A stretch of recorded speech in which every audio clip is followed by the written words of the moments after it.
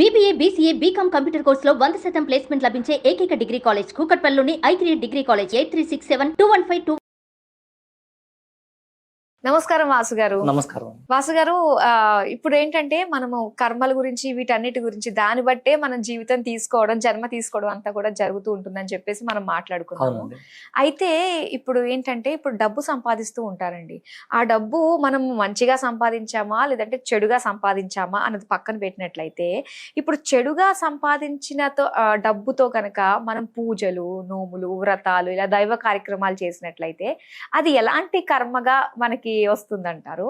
లేదంటే మంచి కర్మలు చేసి వచ్చిన డబ్బుతోటి కనుక మనము మంచి కర్మలు చేస్తే అది ఎలాంటి రిజల్ట్ మనకి తీసుకొస్తుంది అంటారు?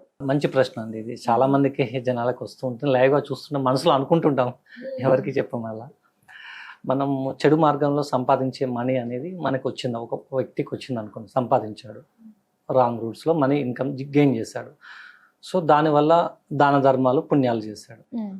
సో అతని అకౌంట్లో ఇప్పుడు మనకి ఏమున్నాయి? పాపము ఉంది, పుణ్యము ఉంది. పుణ్యం ఏముంది? పుణ్యం ఎలా ఉందంటే దైవ కార్యాలు చేశాడు, దైవ కార్యాల పరంగా అతను మంచి చేశాడు. సో గాడ్ బ్లెస్సింగ్ అనేది ఉంటుంది కొద్దిగా. ఓకేనా? అది వచ్చేస్తుంది. చేసిన కర్మ, అది కర్మ అనేది ఎలా ఉంటుందంటే, ఇంకా మంచి ఎగ్జాంపుల్ ఎలా అంటే, ప్రయత్నపూర్వకంగా కానీ అప్రయత్నపూర్వకంగా కానీ కర్మ ఏది చేసినా అది కర్మ కిందే కన్సిడర్ అవుతుంది. సపోజ్ నిప్పు ఉందనుకోండి, మనం తెలిసి ముట్టుకున్నా తెలియక ముట్టుకున్నా కాలుతుంది, అందరికి తెలిసినది. సపోజ్ ఒక 4-వీలర్లో వెళ్తున్నారు ఒక వ్యక్తి, వాంటెడ్లీ యాక్సిడెంట్ చేయలేదు, మనం అనుకోకుండా యాక్సిడెంట్ జరిగిపోయింది. సో అనుకుని యాక్సిడెంట్ చేశారు. సో ఏ విధంగా చేసినా అవతల వ్యక్తి మరణించాడు, అతనికి కాల్లో చేయో విరిగింది. సో కర్మ అనేది యాక్టివేట్ అవుతుంది అక్కడ. తెలిసి చేసినా తెలియక చేసినా కర్మ యాక్టివేట్ అవుతుంది. ఓకేనా? పాయింట్ అది. సో కర్మ అనేది మీరు అడిగిన పాయింట్ ఏంటి? రాంగ్ రూట్లో సంపాదించారు కదా. రాంగ్ రూట్లో అతనికి పాజిటివ్ కొద్దిగా వచ్చింది, బ్లెస్సింగ్స్ కానీ ఏదైనా ఒక రూట్ బ్రీతింగ్ కానీ ఇవ్వడానికి వచ్చింది. సో నెగిటివ్ అనేది, పాజిటివ్ అనేది కొద్దిగా ఉంది, నెగిటివ్ అనేది చాలా పెద్దగా ఉంటుంది అనమాట అతనికి. సో నెగిటివ్ ఖచ్చితంగా అనుభవిస్తాడు, దాంట్లో నో డౌట్ అనమాట. కానీ అనుభవిస్తాడు. ఇంకోటి మధ్య మధ్యలో అతనికి గాడ్ బ్లెస్సింగ్స్ వల్ల బ్రీతింగ్ కూడా దొరుకుతుంది, కొద్దిగా. బ్రీతింగ్ అంటే కొద్దిగా మాత్రమే. కర్మ ఒకసారి ఫ్లో అయినప్పుడు, ఇదివరకు నేను పిలిస్తే దేవుడు పలికేవాడు, ఇప్పుడు నేను ఇన్ని పూజలు చేసినా పలకలేదు అని అనిపిస్తుంది చాలా మందికి.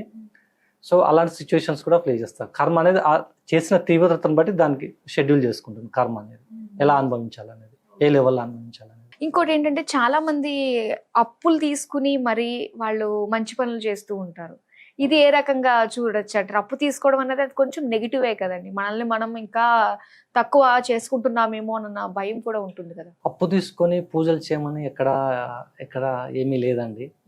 సో పూజలు చేస్తే నాకు లక్ కలిసి వస్తుంది, ఆ లక్ వచ్చాక ఈ అప్పులు తీర్చుకుంటా అనుకుంటారు జనరల్ గా, హ్యూమన్ సైకాలజీ అంతే కదా. అంతే యాక్చువల్ మీరు అడగాలనుకున్నది అదే కదా. నాకు ఒక 1 కోటి రూపాయలు వస్తే అందులోంచి 1,00,000 రూపాయలు అప్పు చేస్తే 1,00,000 రూపాయలు తీర్పేసుకుంటా, మిగతా రిమైనింగ్ అమౌంట్ నాకు మిగులుతుంది అనేసి. సో ఇది ఎలా ఉంటుందంటే, ఈ అప్పు చేస్తాము కానీ గ్యారంటీ అనేది ఏమి ఉండదు అక్కడ, ఖచ్చితంగా రిటర్న్ వస్తుందండి. ఇదే కదా, ఇప్పుడు అప్పు చేసి పూజలు చేస్తే దేవుని బ్లెస్సింగ్స్ వస్తాయి పూజలు చేయడం వల్ల. అంతేగాని మనకి ఇన్కమ్ రావాలంటే మనం చేసే పనిలో కష్టపడాలి. ఇక్కడ సేమ్ ఎగ్జాంపుల్, మ్యాథ్స్లో ఎక్స్పర్ట్ అయితే మ్యాథ్స్ పాస్ అవుతాం, సైన్స్లో అయితే సైన్స్ పాస్ అవుతాం. మ్యాథ్స్లో రాసి సైన్స్లో పాస్ అవ్వాలంటే పాస్ అవ్వంగా, అంతే క్లియర్గా అర్థమవుతుందా?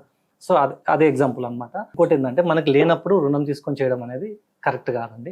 భగవద్గీతలో కూడా మనం శ్రీకృష్ణ ప్రవచనాలు విన్నాం కదా, స్పీచ్ అనేది, పండు, ఫలము, పత్రమో, కాయో ఏదో ఒకటి పెట్టి పూజ చేసుకోమన్నాడు. మనిషికి 100 రూపాయలు వస్తే ఒక 5 రూపాయలు పెట్టి 2 అగరబత్తులు కొనేసి దేవునికి పెట్టి లక్ష్మీనారాయణ అని దేవుని ప్రార్థించుకోవడంలో తప్పు లేదు. ఒక మంత్రోచ్చారం చేసుకోవడం, ఉన్న దానిలో తృప్తిగా చేసుకున్నంత ఒకటి లేదు.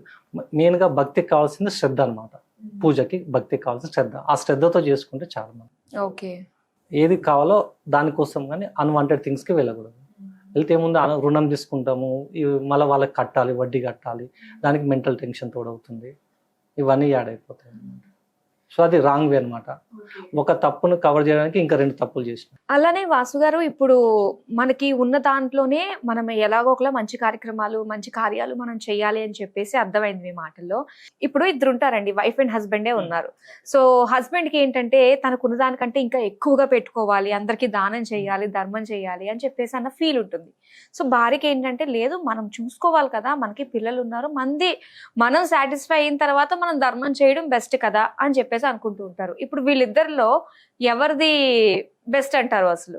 వైఫ్ చేయకూడదని చెప్పట్లేదు భార్య, అక్కడ చేద్దాము అంటుంది. కానీ మన పిల్లలకి మనకి రిక్వైర్మెంట్ ఒక 100 రూపాయలు వస్తే 80 రూపీస్ మన ఫ్యామిలీ ఖర్చు పెట్టుకుందాం, 20 రూపీస్ వాళ్ళకి ఖర్చు పెడదాం అంటుంది. అంతే కదా. అవును. సో హస్బెండ్ ఏమంటున్నాడు, 80 రూపీస్ వాళ్ళకి పెడదాం, 20 రూపీస్ మన ఫ్యామిలీ తిందాం అంటుంది. కొంతమంది ఇలాంటి వాళ్ళు చాలా మంది ఉన్నారండి. సఫిషియెంట్ గా సరిపోదు ఫ్యామిలీకి. సో బెటర్ ఏంటంటే భగవద్గీతలో కృష్ణుడు కూడా చెప్పాడు, మీరు అన్నట్టు భగవద్గీత టాపిక్ ఎత్తారు కాబట్టి ఇందాక, స్వధర్మమే గొప్పది అనేసి, పరధర్మం కంటే స్వధర్మమే గొప్పది అనేసి. సో స్వధర్మం ఏం చెప్తుంది, భార్య పిల్లల్ని పోషించు, నీ కర్మ నువ్వు చేస్తూ ముక్తిని తీసుకోమని. సో వాళ్ళని పోషించకుండా అది కూడా మన నెగిటివ్ కర్మనే కదా. సో వాళ్ళని హ్యాపీగా పోషించడం అంటే అన్నం పెడుతున్నామని కాదు, సైకలాజికల్ కూడా వాళ్ళ నీడ్స్ చూసుకోవడము, అన్ని చూసి వాళ్ళు హ్యాపీగా చూసుకోవడం, ఫిజికల్ అండ్ మెంటల్గా. సో ఇవన్నీ నీడ్స్ అన్ని ఫుల్ఫిల్ చేయాలి. సో భార్య చెప్పిన దానికి ప్రియారిటీ ఉంటుంది. మనం ఉన్న దానిలో మనం తిన్నాక కొద్దిగా మిగిలించుకొని వాళ్ళకి, మనం పళ్ళెంలో తింటున్నామని అన్నాం, ఒక ముద్ద పక్కకు పెట్టండి సరిపోతుంది.